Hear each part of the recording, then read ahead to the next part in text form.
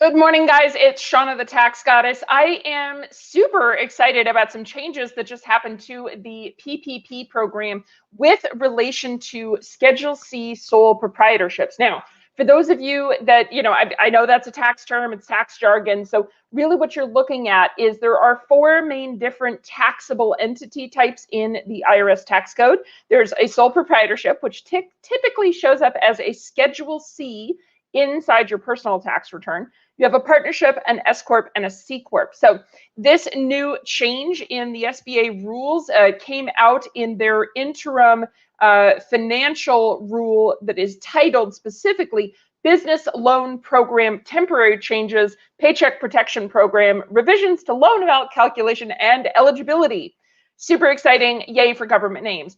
What does this really mean? Okay, this is a significant change for those of you that are sole proprietors that had a loss on their tax return either in 2019 or in 2020. The SBA has changed the way that they are calculating eligibility for the PPP program. Now, at the moment, there's still about 284 billion PPP dollars that are specifically phased towards small businesses.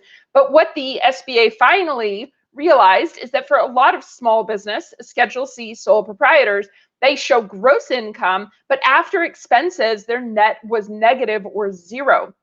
Now, under the original eligibility rules, that means that as a Schedule C, you were not eligible to file for the PPP. Warning, warning, warning, ding, ding, ding. They finally got it through their minds that, hey, small businesses that were losing money need help too. That means they're losing even more money during COVID. So what does this really mean for you? What I want you to do is go take a look at your Schedule C, go take a look at your personal tax return, your business inside your personal tax return. Go look at that Schedule C for 2019, for 2020. If you filed 2020, of course, we're in the middle of tax filing season right now for 2020, and look to see if you had a loss on Schedule C.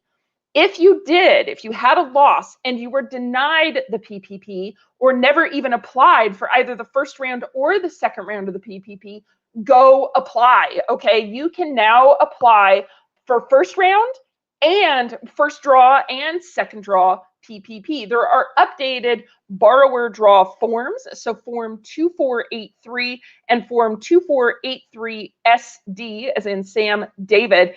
The new updated forms are now 2483C as in cat and 2483SDC. So these are the new updated forms. Now, really, what does this mean? If you had $150,000 or less gross income, meaning the total amount that you brought in, says you can now apply. Even if you had a loss, you can now apply for PPP. This is huge.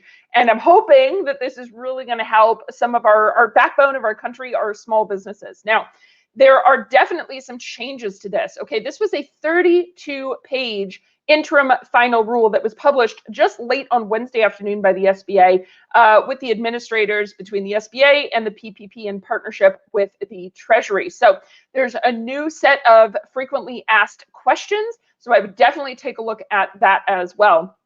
Now, I think for me, one of the most exciting pieces of this, these calculations are a little strange, okay? They're not the easy calculations that we had net profit times 2.5 times, divided by 12 months, and there you go.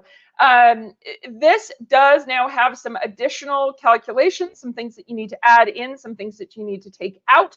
But one of the cool things about this is the original PPP loans could only cover compensation, right, wages, utilities, rents, or interest on mortgage payments, okay? This expanded new program now covers quite a bit more that still allows to be covered and forgiven under the PPP regulations. So on top of your payroll costs, you also get employee or owner compensation, so either the net profit or proprietor expenses, so things like home office potentially. We still don't have clarification, but sounds like it. Mortgage interest payments, of course, business rent payments, business utilities, all of those were normal before. But now we also get interest payments on debt incurred before February 15th of 2020, covered operational expenses. That's huge. covered operational expenses, that's what you do to operate your business. This is huge. Okay. Covered property damage costs. So we've seen, for example, catering companies where they had purchased a ton of inventory and then COVID hit and they couldn't go do those catering jobs and they lost property damages. This is going to get covered. Okay, guys, this is huge. Covered supplier costs, covered worker protection expenditures. So some of your PPE stuff. All right. This really, really expands what the PPP can be used for our small business business fellows out there. So very, very excited about this. Tax Goddess will be writing, hopefully, a blog. So to give you more details and calculation details and that kind of thing, once we have the blog ready, we will update this posting with the link to the blog. So yeah, really, if you've got gross income $150,000 or less, you basically fall into a safe harbor. So go back, check your tax returns. If you had a Schedule C with a loss and therefore previously could not apply for the PPP, please go ahead and do so. Now you can apply. So just wanted to bring the really good news. I hope everybody's having a wonderful day and happy spring, happy tax season. And if you guys have any questions whatsoever, don't hesitate to reach out to us, taxgoddess.com.